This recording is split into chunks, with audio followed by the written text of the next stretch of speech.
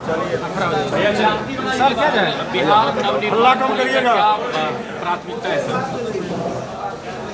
जैसा कि आपको पता है, चुनाव परिणाम आने के बाद पश्चिम चंपारण गांधी विद्यार्थी आश्रम, जहां से इस पूरे अभियान की शुरुआत आज से 3 साल पहले हुई थी, वहाँ जन स्वराज के कुछ साथियों ने, हम लोगों ने 1 दिन का मौन उपवास रखा था और उसके बाद ये घोषणा की थी कि बिहार को बदलने का जो संकल्प है, बिहार के नवनिर्माण का जो संकल्प है, उससे हम लोग बिल्कुल पीछे हटने वाले नहीं हैं और पूरी दृढ़ता से, ईमानदारी और शुद्धता से आने वाले वर्षों में फिर उतनी ही ताकत से उसके लिए लगेंगे। बिहार नवनिर्माण अभियान शुरू हो, उसके लिए ज़रूरी है कि जन स्वराज की जो अपना जन स्वराज का संगठन है, जन स्वराज से जो जुड़े हुए साथी हैं, उनको फिर से पुनर्गठित किया जाए, उनको फिर से संयोजित किया जाए।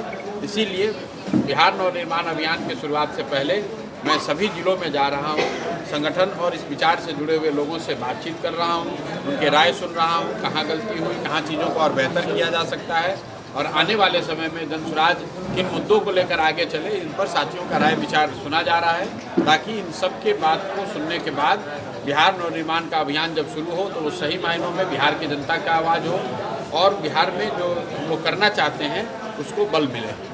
सर, पंचायत चुनाव लड़ना क्या पार्टी का तय कर लिया है कि अब रणनीति बन रहा है? देखिए, जैसा मैंने पहले भी कहा, अगर पदयात्रा के दौरान आपने मेरे वक्तव्यों को सुना होगा तो हम लोग शुरू से ये कहते रहे हैं कि बिहार में अगर आप व्यवस्था में आमूल शुरुआत परिवर्तन लाना चाहते हैं, बदलाव लाना चाहते हैं, तो हर हालत में सिर्फ एमएलए और एमपी सांसद बदलने से नहीं होगा। आपको व्यवस्था नीचे से लेकर ऊपर तक सड़ गई है।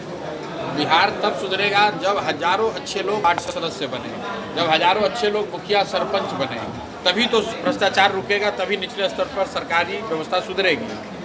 हम लोग की सोच थी कि जन स्वराज की ये व्यवस्था बनेगी तो इसको दलगत आधार पर चुनाव कराया जाएगा। अब हम लोग की सरकार तो है नहीं, अब हम लोग जाकर अपने पार्टी के साथियों से राय विचार कर रहे हैं कि भाई चुनाव तो पंचायती राज का फिर पुराने तरीके से ही होगा, तो क्या जन स्वराज को उसमें अपने दलगत आधार पर चुनाव लड़ना चाहिए, जनता के बीच जाना चाहिए कि अगर आप पंचायत के स्तर पर स्वच्छ व्यवस्था चाहते हैं तो व्यक्ति को न देखकर जन स्वराज के विचार को देखकर वोट कीजिए और एक बार मौका दीजिए ताकि बिहार में स्वच्छ छवि के मुखिया, सरपंच, जिला पार्षद, वार्ड सदस्य जीत कर आएँ, ताकि जो पंचायत और निचले स्तर का भ्रष्टाचार है कम से कम उसको तो सुधारा जा सके।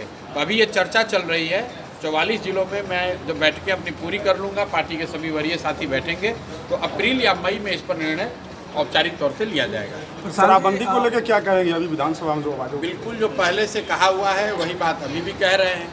परिणाम आ गए हैं, शराबबंदी यहाँ जारी है। मैं इतना ही कहूँगा कि एनडीए की डबल इंजन की सरकार है, तो अगर शराबबंदी से बिहार को उनके हिसाब से फ़ायदा हो रहा है तो मेरे भाई अब पूरे देश में इसको लागू कर दो, ताकि बिहार के महिलाओं के साथ साथ पूरे देश में भी महिलाओं को लाभ मिले। खाली बिहार के महिलाओं को ही क्यों लाभ दे रहे हैं? बिहार के लोग 8 रुपये प्रति लीटर डीजल एक्स्ट्रा पैसा दे रहे हैं क्योंकि शराबबंदी लागू है। बिहार का युवा सूखा नशा कर रहा है क्योंकि शराबबंदी लागू है।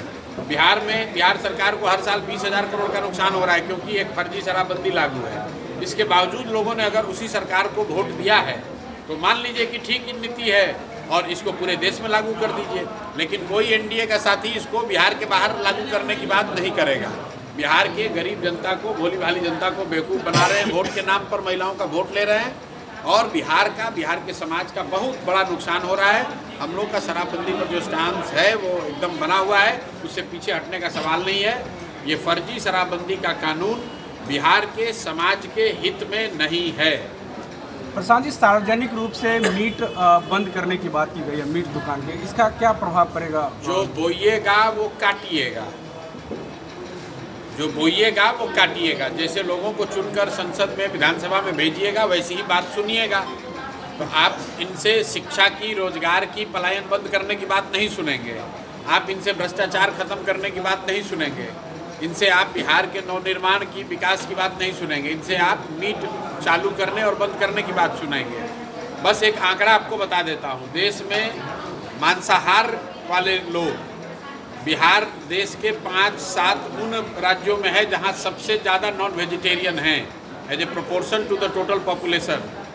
सबसे 80%, करीब 80% लोग यहाँ पर नॉन वेजिटेरियन हैं।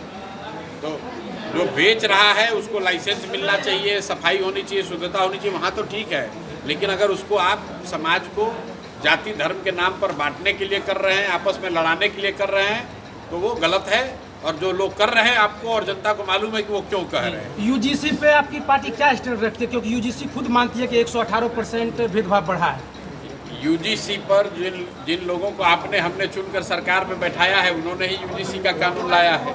और वो अभी जो मामला है विचाराधीन है कोर्ट को निर्णय देने दीजिए, उसके बाद उस पर बताया जाएगा। प्रसाद जी, कल चौकीदार दफादार पर लाठी चार्ज हुआ है, क्या लग रहा है? फिर वही बात है मेरे भाई, चौकीदार दफादार हो, आंगनवाड़ी सेविकाएं हो, बच्चे हो, महिलाएं हो, किस पर लाठी नहीं चला है। लेकिन लोगों ने लाठी खाने के बाद भी उसी नीतीश कुमार, उसी एनडीए को वोट दिया है। तो अगर आप लाठी चलाने वाली सरकार को चुनेंगे तो लाठी ही खाएंगे। कबीर मठ का लगभग करोड़ों जमीन